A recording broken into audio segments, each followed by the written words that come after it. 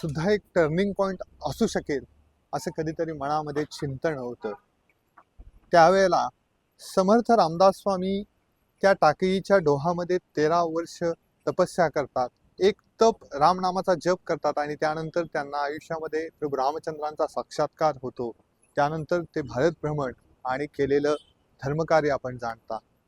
जगद्गुरु तुकोबरायांच्या आयुष्यातला जर टर्निंग पॉइंट काय असेल असा जर विचार केला तर मला असं वाटत राहतं की त्या भांबगिरीच्या पठारावरती जगद्गुरु तुकोबराय 15 दिवस राहिले. त्यांनी जे अभंगात सांगितलेलं आहे त्यानंतर त्यांना जो साक्षात्कार झाला आणि त्यानंतर आल्यानंतर त्यांनी इंद्रायणीच्या डोहामध्ये आपल्या सावकारकीच्या वह्या बुडवल्या आणि मी कुणाचं घेणं नाही, मी कुणाचं देणं नाही, ह्या पद्धतीने जी पुढची वाटचाल केली तो तुकोबरायांच्या आयुष्यातला टर्निंग पॉइंट असेल